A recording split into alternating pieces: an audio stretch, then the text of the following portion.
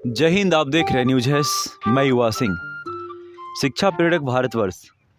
छत्तीसगढ़ से किसी प्रेरक ने इस पंक्ति को भेजा है जो बहुत ही मार्मिक है। हजारों लोग मैसेज करके कहते हैं कि सर आपको सुनने के बाद ऊर्जा महसूस होता है। सर ऐसा लगता है कि हमें संघर्ष तब तक जारी रखना चाहिए जब तक हमें सफलता नहीं मिल जाता। इस पंक्ति को सुने कि चल रहे कांटों पे ये जीवन सार कैसा है, चल रहे कांटों पे ये जीवन सार कैसा है, पहचान मिली खो गई। गौर फरमाइएगा सर कि पहचान मिली खो गई, ये पहचान कैसा है। 7 वर्ष रोजगार, 4 वर्ष से बेरोजगार, ये समझ ना रही ये सरकार कैसा है, ये समझ ना रही ये सरकार कैसा है। मैं आपको बता दूं कि लगातार एक ही मैसेज व्हाट्सएप पे आ रहा है। आप यूट्यूब के कमेंट में जाके पढ़ोगे, एक ही मैसेज आ रहा है कि सर हमारा क्या होगा, सर हम क्या करेंगे, सर हम कहाँ जाएंगे, सर हमारी उम्र अब ख़त्म हो चुकी है। सर परिवार से ताना मिल रहा है, समाज से ताना मिल रहे कि नौकरी कर रहे थे, बड़ी घमंड था, अब चकनाचूर हो गया।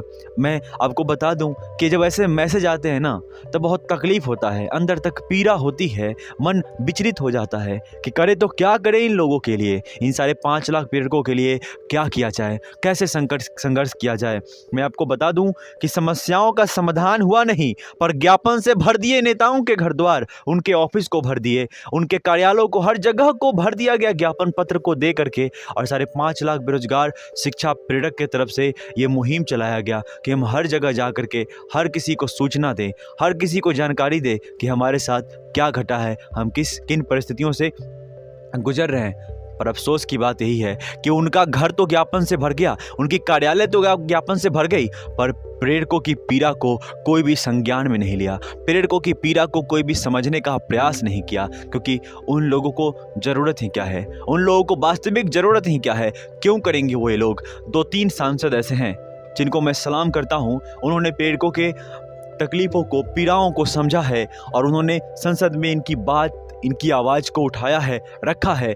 मैं आपको बता दूं कि भारत में एकमात्र ऐसा संगठन है, जो भारतीय इतिहास की बात कर रहा हूं, जो प्रेरक संगठन है। जितना इन लोगों ने ज्ञापन दिया है, मुझे नहीं लगता कि किसी संगठन ने इतना ज्ञापन दिया है। उसके बावजूद भी एक भी ज्ञापन संज्ञान में नहीं आया, एक भी ज्ञापन पर काम नहीं हुआ। ये बहुत दुखद है। माननीय मुख्यमंत्री जी इससे पहले जनता दरबार में बहुत सारे प्रेरक उनसे मिलने गए।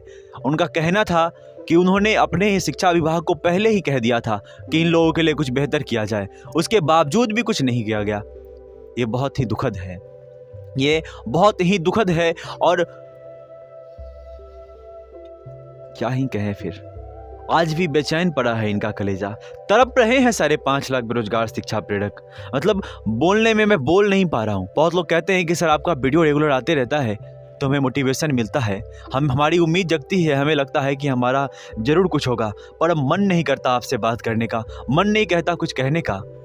क्योंकि सरकार क्यों नहीं सुन रही है ये समझना बहुत मुश्किल हो रहा है।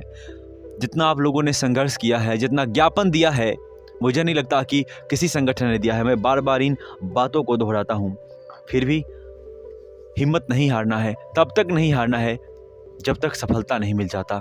आगे भी बात होती रहेगी और बहुत जल्द, मैं पिछले वीडियो में भी कहा था कि बहुत जल्द आप लोगों के लिए कुछ नया चीज़ शुरुआत किया जाएगा।